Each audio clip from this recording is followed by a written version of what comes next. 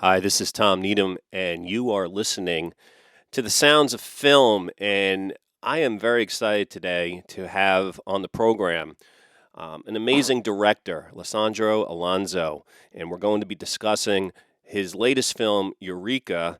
He's done many films throughout the years.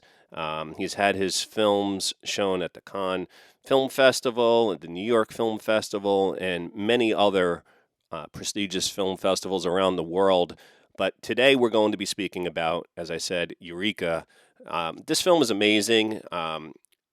Traversing time, space, and genre, Argentinian filmmaker Lisandro Alonso presents an elliptical meditation on the experiences of indigenous communities across the Americas.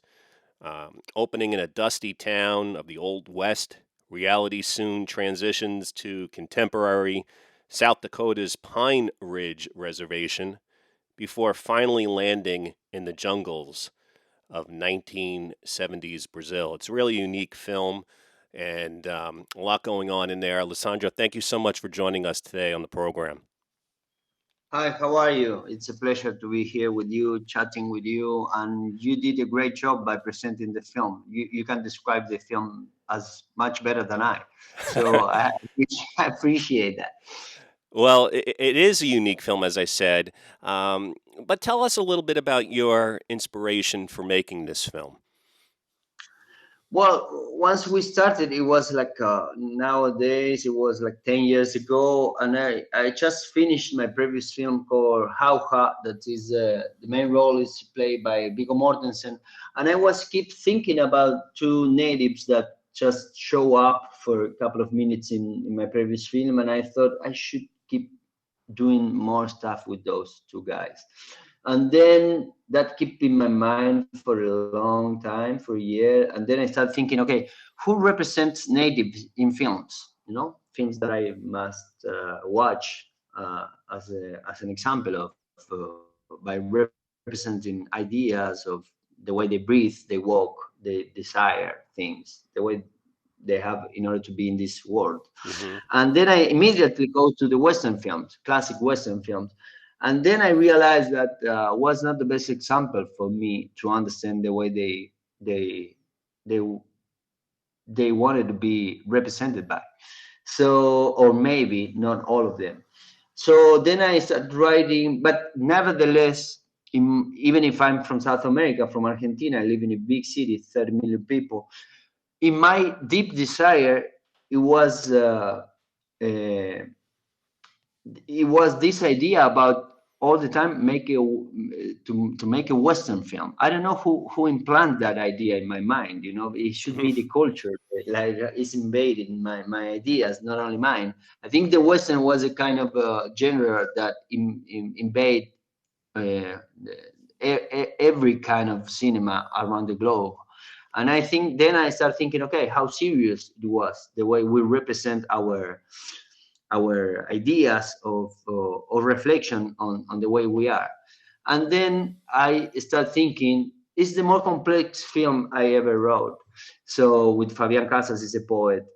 And then I think, okay, let put the audience and myself at the beginning in this classic idea of back in time, no frontiers, no rules, no law, and try to survive whatever it matters.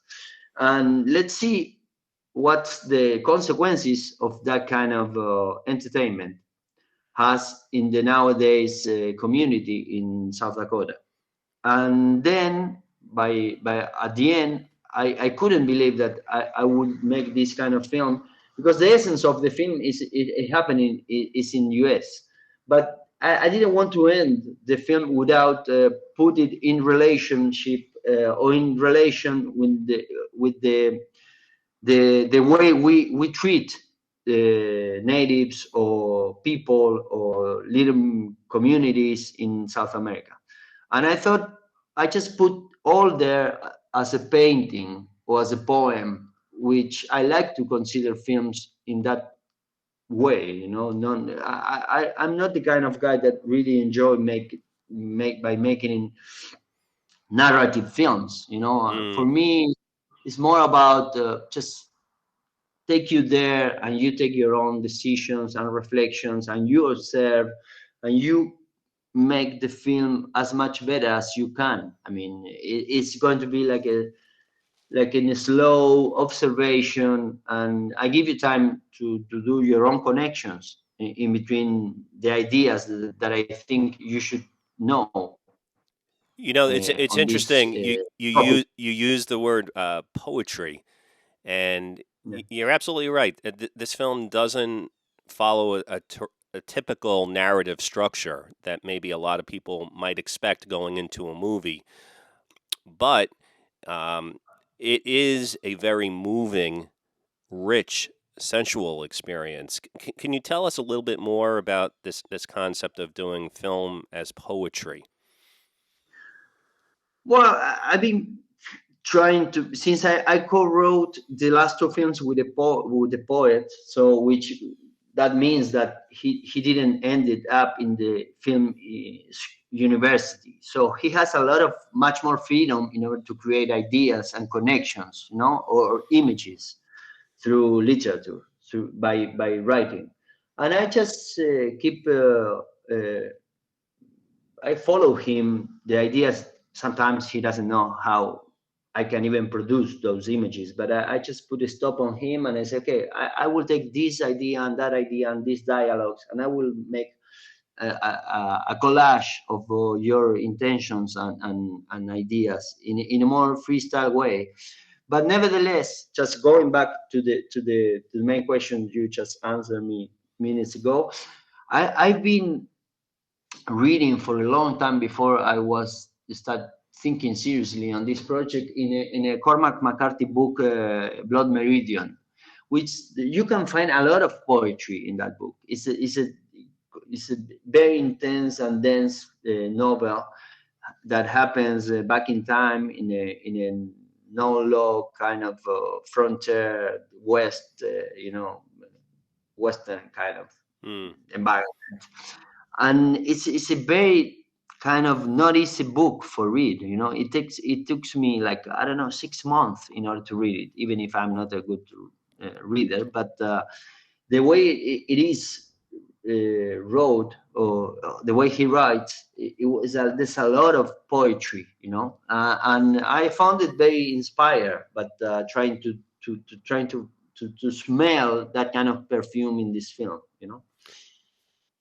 In poetry, there's a lot of symbolism, and this film also has a lot of symbolism, particularly with birds. Can you speak about that? There's a bird on your movie poster. For people that haven't seen the film yet, what's the significance? Well, I think that's the essence of the film somehow, because that bird represents a young woman that really wants to fly away from the place she's breathing every day. She cannot be there anymore. And she asked his grandfather, who is a medicine man, a mystical grandfather, that promised that just just do what he promised her back when he was younger, and she needs to fly away from that place. She wants to get away from that reality, I guess. And it can be read in many other ways. I just put it in the body of a bird, but as you can imagine, it can take different symbolisms. And I need to that bird to fly away in order to connect with other realities. Even if it's a new character, it's a bird, you can read that inside that bird there's still this little girl.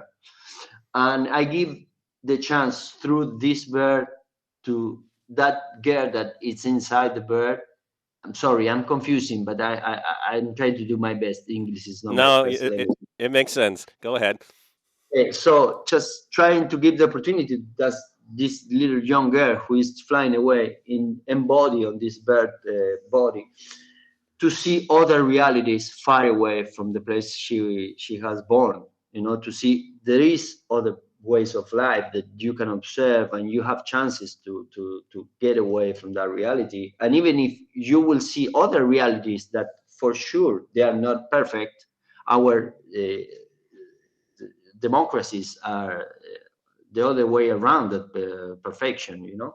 But I think we still, in some places, we still include natives in a better, in a more open way than it happens in Pine Ridge, at least in US. That's how I feel. I don't want to be rude, but I think that's the way I feel it, you know. Yeah. Because if you go to numbers, straight to numbers, sorry to mention that, there's only in this film, I mean, you will observe a police officer just doing her duty Right. for the day.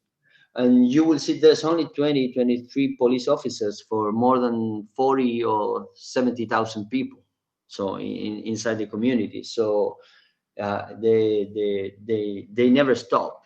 And in order to control the problems that they may have every day. And so it's very intense.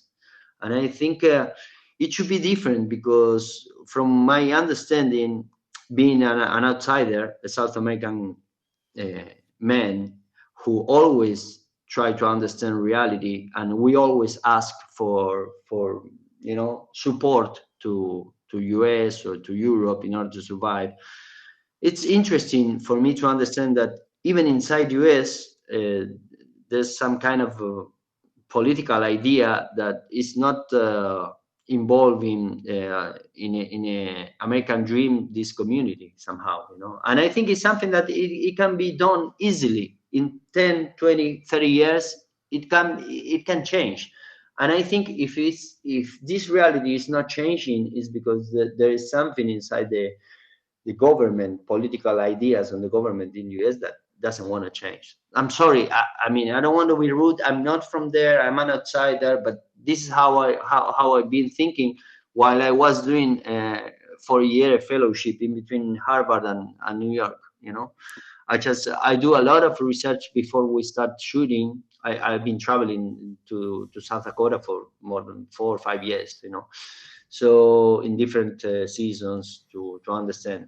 I like to approach to those places and new communities in this kind of ethnographic kind of approach. Hmm. And I take notes, and I finish my script by being there and talking with the different people. You know that since I work with non-professional actors, even if I work with Viggo Mortensen or Chiara Mastroianni or some professional actors from Brazil, I really enjoy to approach and put my body in places with the excuse of cinema. You Well, know, one of the that's things I like about the movie is that the movie does make the viewer think about issues.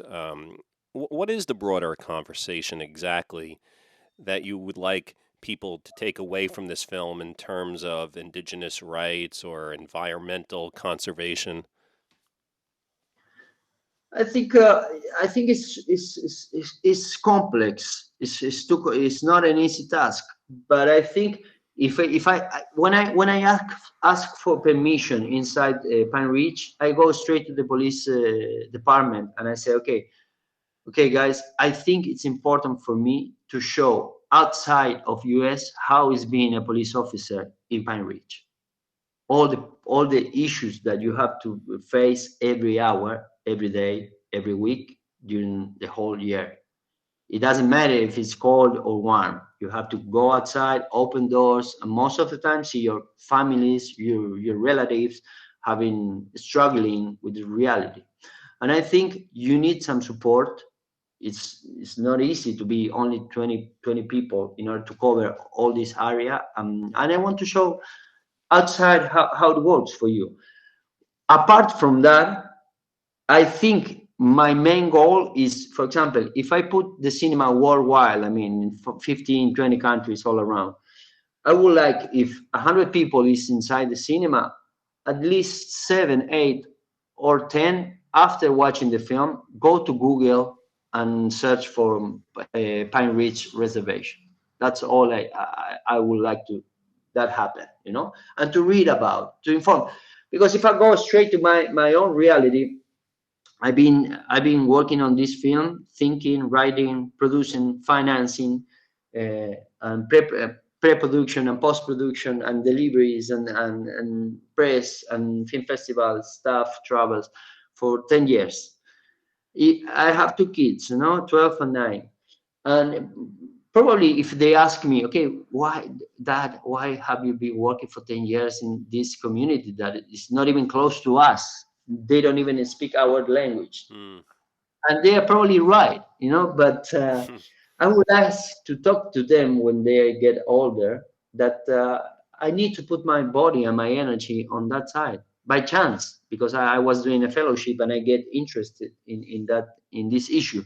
And I think it's going to be a good starting point to show them, to kids, to young people, that reality cannot be that good, and it's more complex. The human being is more complex, and I don't think we are doing it that great. It's Yeah. obviously we are not doing it that great. But in order to also to put them, to open them up, and just to show them, okay, watch out. Watch out. Where do you want to put your body? Where do you want to have your life? Where do you want to share your feelings, your sensibility? Because being a South American person, it happened all the time that we think that the final happy way of being in this place is by getting out from our place, and going to Europe or to US, or Right. to other economies. And sometimes it's not going to be that way, especially nowadays where you can see people just walking by foot from Central America in order to pass the borders in Mexico in order to get inside US. But that also happened in Europe, with people from coming from different places, Yeah. so and if you just open your eyes, you can see there's a lot of struggling in terms of war in Europe. You can see with the Israel, and then you can see with the Ukraine, and Yeah. it's a complication situation, as you can see. But this is only in my mind, and I think I can get to these conclusions if I work in the film, with the film, in order to get connections. Absolutely. You mentioned the scenes with the policewoman.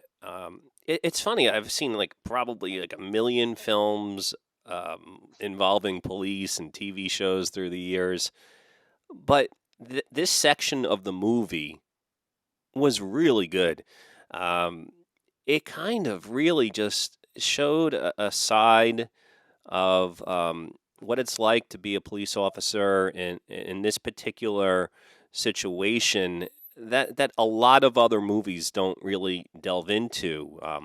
The idea of just kind of being out there on your own, being called into very difficult situations where people are struggling, going into people's houses, and it's not always pleasant, and you have some sympathy for the places that you're going into and the people that are there, but at the same time you're getting a call just to go somewhere else, and it just seems so challenging. And you really caught something there that I think a lot of other movies just don't even kind of like spend the time showing you because it's all about action sequences and stuff like that.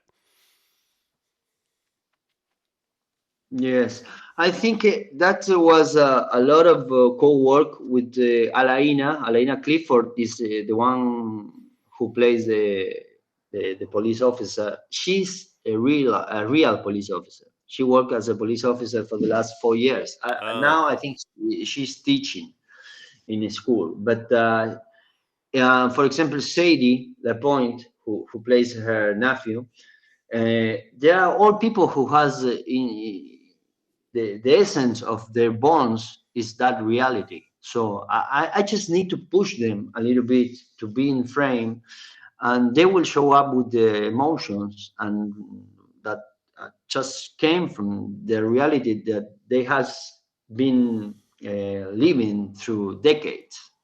I mean, they are not the only ones. It happens everywhere, But I was interested in this particular place because I think it can be solved somehow, mm, and it shouldn't be that difficult. But and nevertheless, it was interesting for me because they somehow they represent some kind of particular place in history of the Western film, the cinema, but also in the historical uh, I mean, in the history of US, you know. So I think it was a double interest that I have in this particular community. One of the most important roles of a director is working with actors. And as you mentioned earlier, you've worked with Viggo, who's in this film. He does a great job. But you also choose to work with people who are not traditional actors. And I was wondering if you could share with our listeners your approach to choosing actors and why sometimes you go with a big name and why sometimes you use people from communities where you're shooting. Well, actually, sometimes even if I try, I mean, if I have to be honest, for the role that I mean, sometimes I force myself to try to work with more professional actors, but sometimes it doesn't work, you know. And I think I'm very thankful for to that because, for example, in this particular character that is played by Alaina Clifford, I have been in conversation with Lily Gladstone for a long time before she showed up in a Scorsese movie because I'm a great fan of her work on Kelly Reichardt films.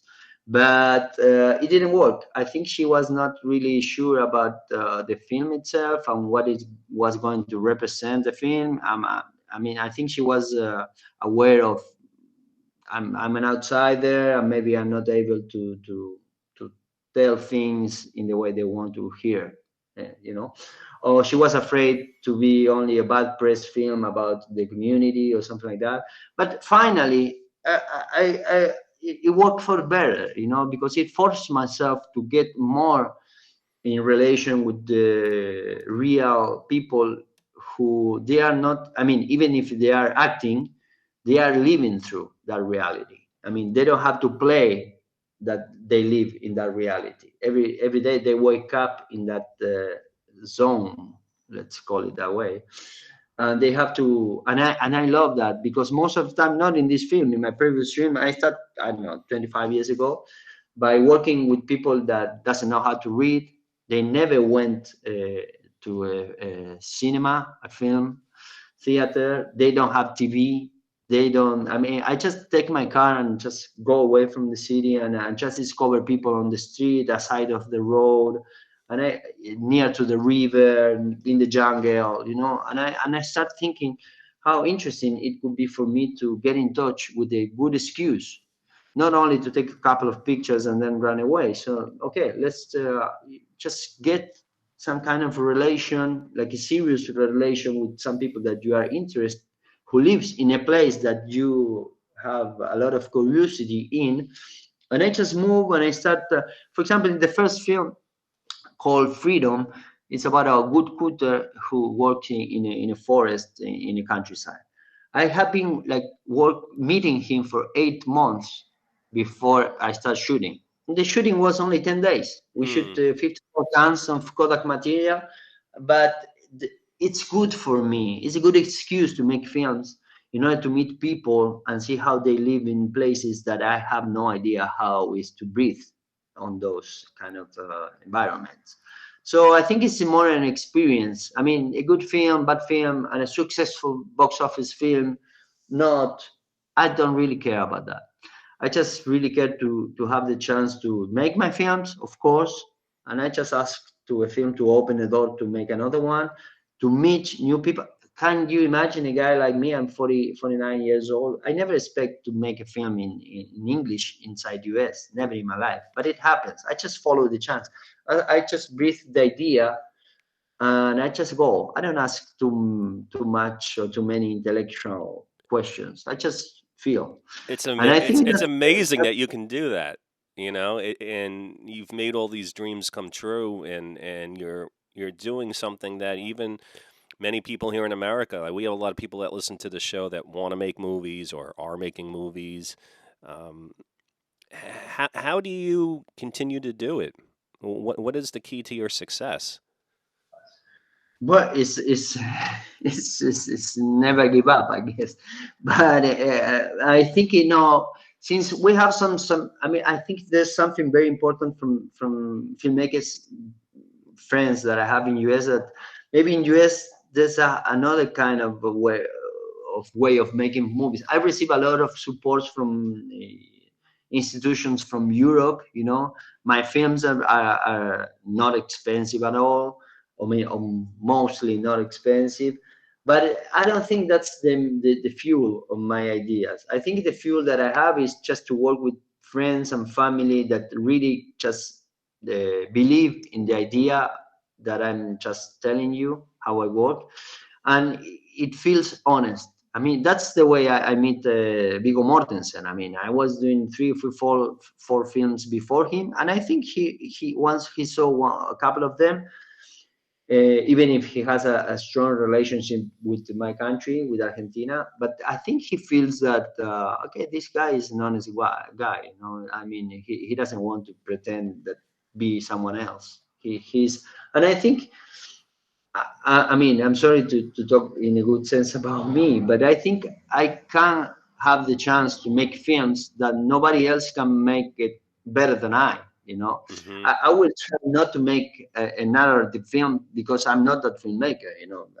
I'm not trying to lie to myself, but in just by knowing these certain people, I'm super interested in. It's like to have another sensibility is not, and to do something else in order to have different answers. To way of approach in cinema to life.